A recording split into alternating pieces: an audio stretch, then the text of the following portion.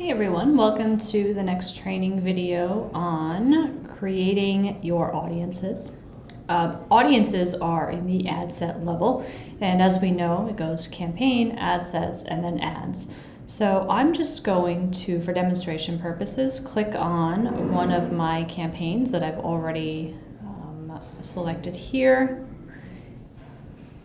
And then it brings up the ad sets that I already have in this campaign. And this is just a dummy campaign that I was using for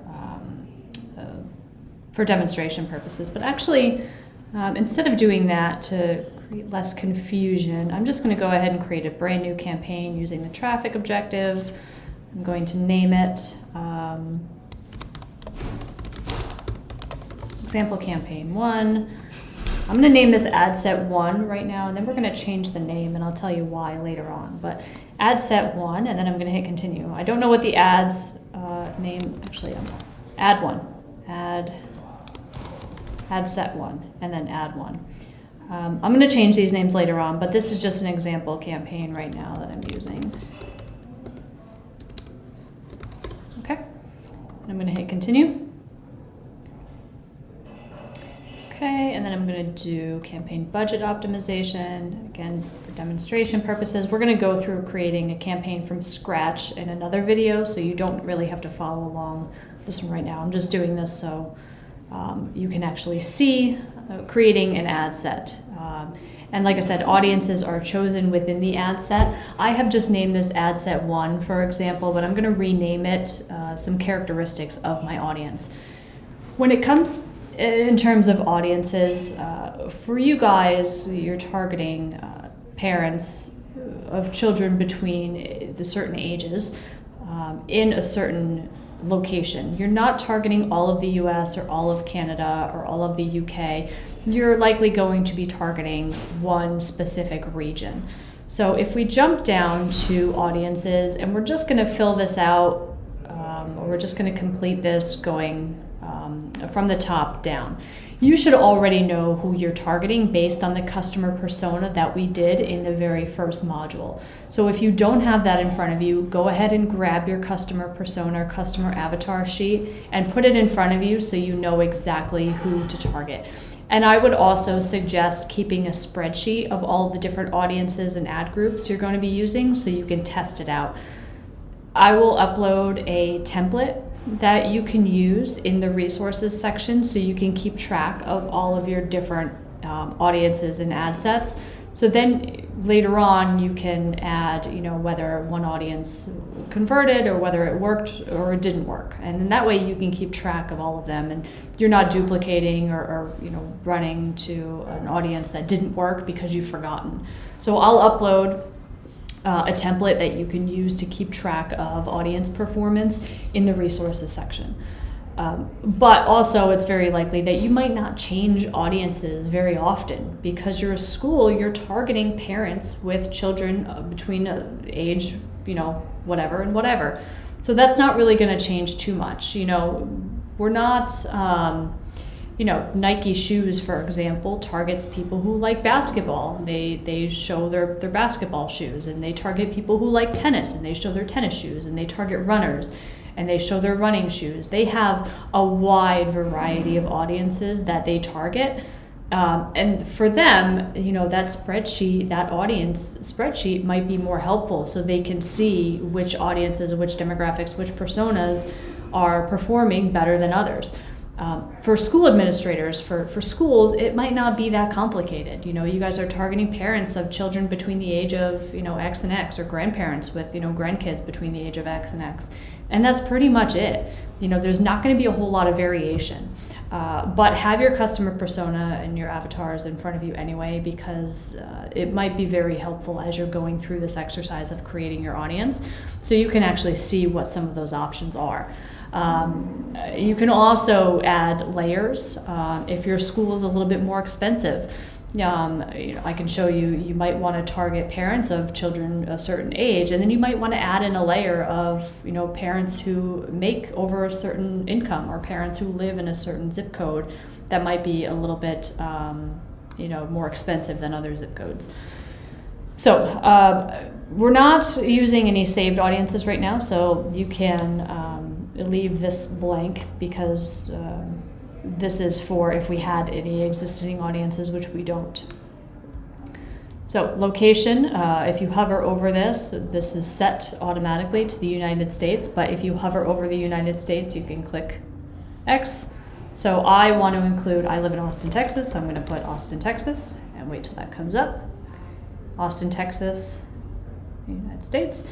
And automatically it's going to give me a 25-mile radius. If you don't want that wide of a radius, go ahead and click that drop down, and then you can use the slider here to change it between 10 and 50 miles. So I'm going to use a 10-mile radius of Austin, Texas. You can add additional locations. Round Rock is a city, a suburb right outside of Austin, so I'm going to also target Round Rock. Again, it gives you that 10-mile radius. You can go ahead and change that. So right now I'm targeting those two cities, but for the purpose of this example, I'm just going to go ahead and get rid of Round Rock. So I just want to target Austin, Texas, and a 10-mile radius around that. That's a pretty good location. If it doesn't give you enough people to target, and you can see over here, these numbers are large because we haven't listed any detailed demographics yet, but as we go through this exercise, you'll see these numbers over here change. If the audience is too small, this specific slider over here will be highlighted, and if your audience is too small, then you can increase the radius a little bit, but totally up to you. If you generally truly only want a 10-mile radius around your city, then just leave it as 10 miles. You can also, and I would leave this, people living in or recently in this location. Recently in this location might not be relevant because this is also going to target people who have visited Austin. For you guys, I would suggest putting in the option of people living in this location. That way you truly get people that are living in Austin, Texas, or in your city, not just people who are visiting. You can also, let me see, I believe you can also put in an address. Let's see. 500 West 6th Street. That's Los Angeles. Let me see an address that I know. Let's see. If your school is,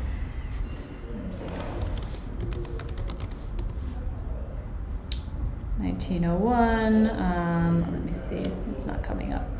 You can try to put in the address of your school. I can't think of any addresses for businesses right off the top of my head. I tried to make one up, but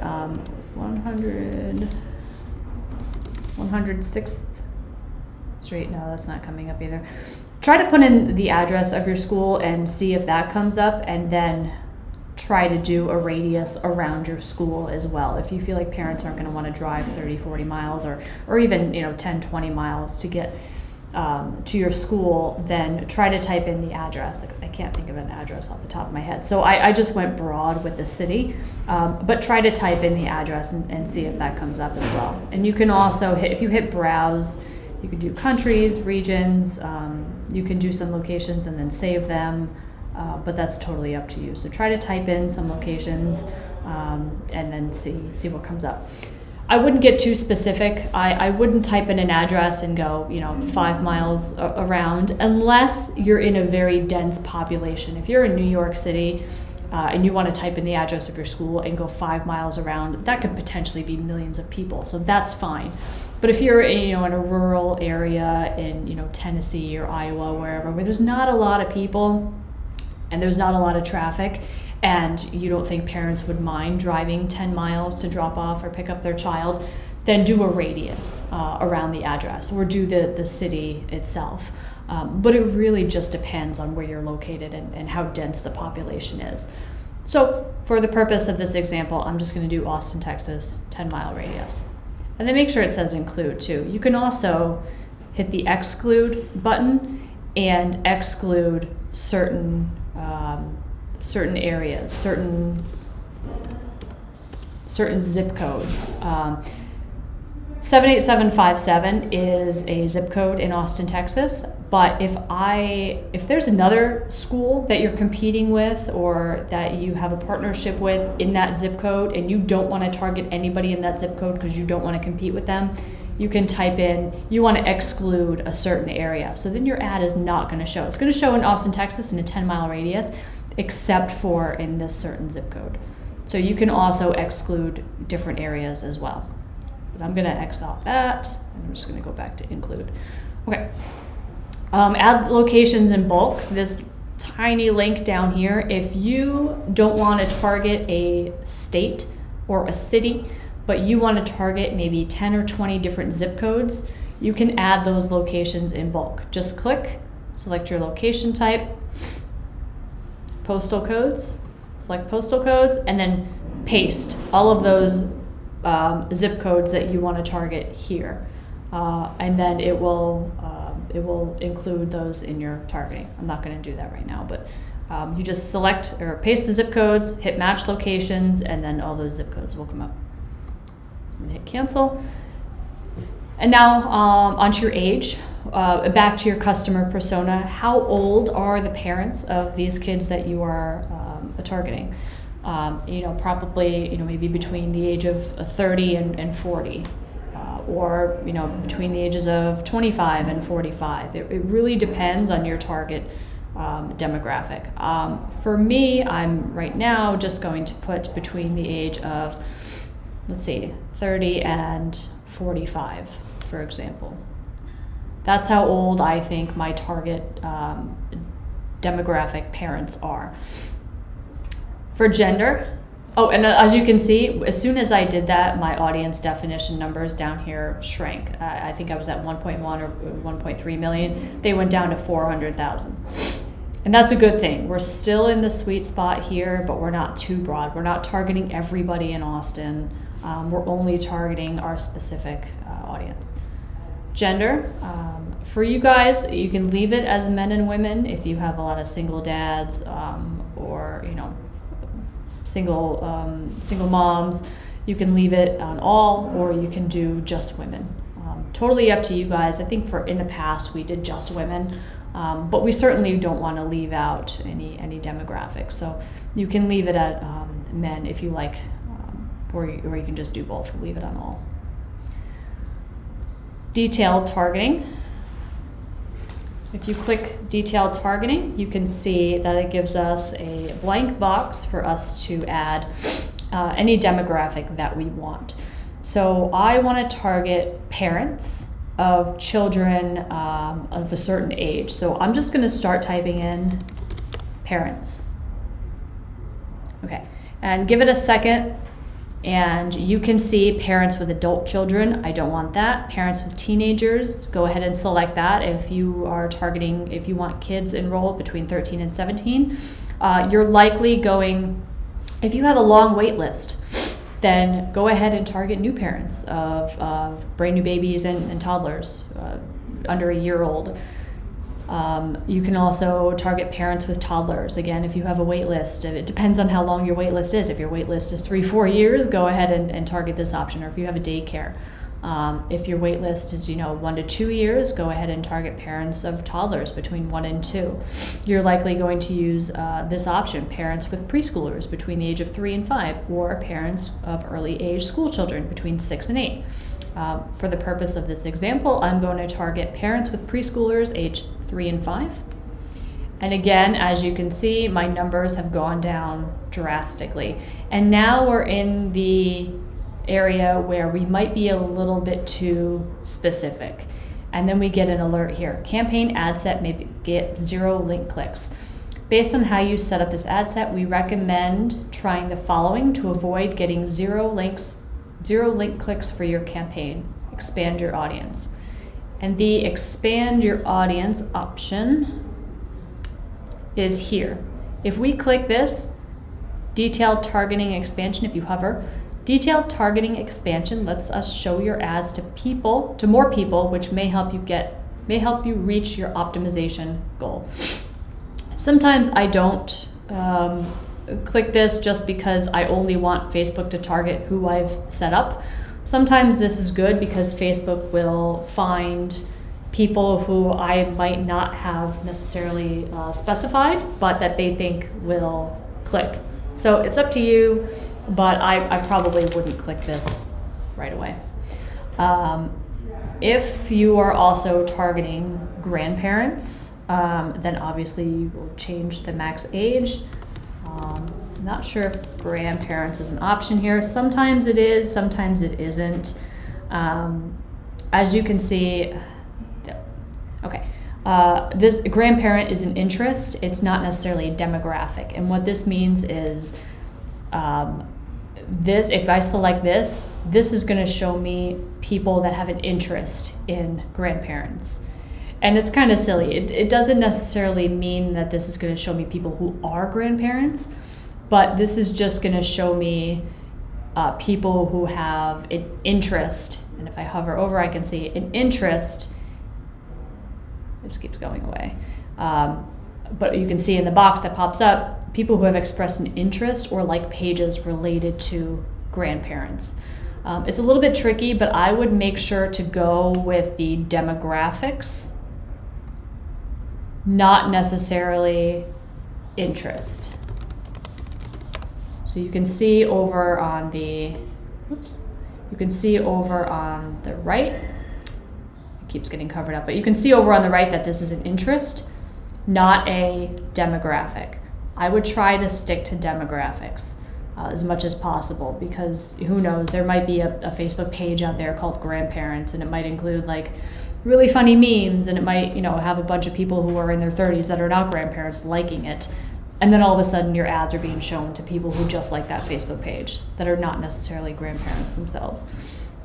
So I'm going to show my ad to parents with preschoolers, age 3 and 5. And for the sake of expanding my audience a little bit, I'm going to show my ads to parents with toddlers as well. So I'm going to again type in parents, and I want to show my ad to parents of toddlers and see if that helps a little bit. And it didn't really help too much. We're still in this specific stage over here. And that's totally okay, given that, you know, our age range is only 15 years and we're only targeting people that have kids between 1 and 5. And then also don't forget that this is an estimate. Our audience size might be bigger than this. It might be smaller, but this is an estimate. Don't let it scare you. If this is truly your audience and truly who you want to target, then leave it alone.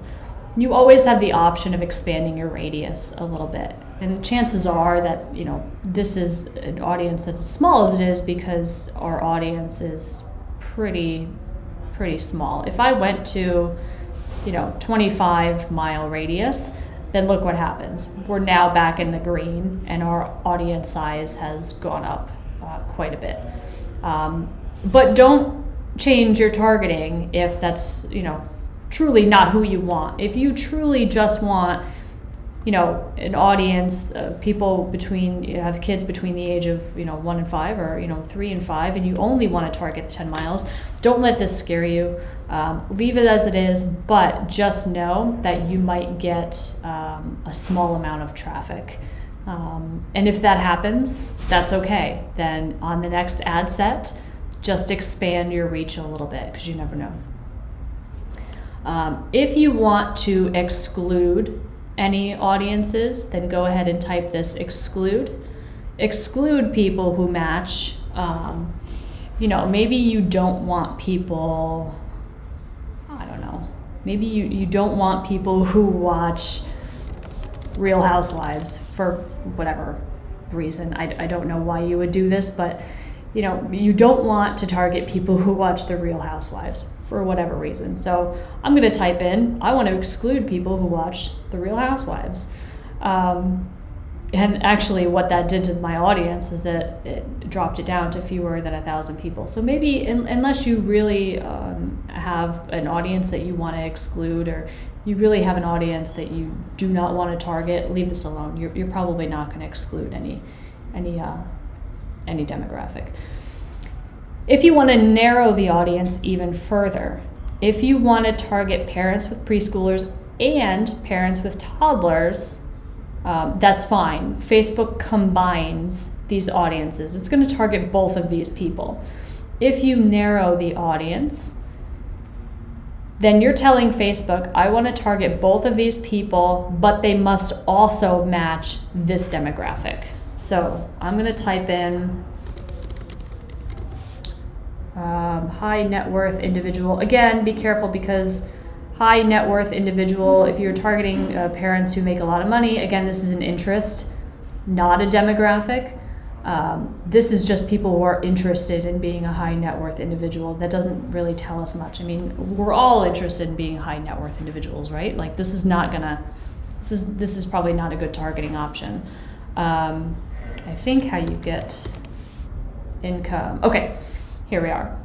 Income demographics. If your school costs quite a bit and you're really only trying to target parents with a high income, then you might want to try this narrow option, where it allows you to target people who live in the top percent of zip codes that are high income. I mean, these would be, Los Angeles, Beverly Hills, Aspen, places in Connecticut, or maybe places in Toronto. Zip codes that have a high density of high net worth individuals. Be careful, because this is not telling us that we're targeting the top 5% of earners. This is telling us that we are targeting the top 5% of zip codes. The top 5% of zip codes in your area where people earn the most money. So this is zip codes. This is not necessarily net worth. So if you want to use that option, top 5%, and I'm going to type that in again, income, I want to target, I'm going to go the top 25%, but I have to keep typing in again so it shows up. So now we're telling Facebook, I want to target all the parents with preschoolers and toddlers between the age of 1 and 5, but I only want to reach those people in the top 25% of zip codes. So this is an and. We're targeting both these demographics, but they must also match this. Be careful not to put that up here, because if you add demographics, then it's not only going to target parents with preschoolers, it's going to target parents with toddlers, it's going to target household income, it's going to target all of these. These people might not have kids. This is telling Facebook that people must match these demographics and these demographics. They must be parents, and they must be in a top zip code option. And I think you can only use this top zip codes in the US. So if you're not in the US, I don't believe this option is available to you. And this also makes our audience very specific. So as you can see, it's dropped down to fewer than 1,000 people. So if you're not sure, if you're confused, hover over it. Again, it makes the audience a lot smaller, because they must also match this demographic or these characteristics. Again, if we put them up here, it's just going to target everybody who's got a toddler and everybody who's in that top household income. And these people might not have kids. So make sure you're putting them in the right area. So I'm going to get rid of this option, because I don't want to use that. And I'm not excluding people. All I'm doing is targeting people 10-mile radius around Austin, between the ages of 30 and 45, men and women. And I'm going to target parents with toddlers and preschoolers. I'm going to leave this detailed targeting expansion option alone, because then I'm afraid that Facebook is just going to show my ad to other people that might not necessarily be in my target demographic, but because of some algorithm, they think that those people are going to convert. You are welcome to check this box, test it out.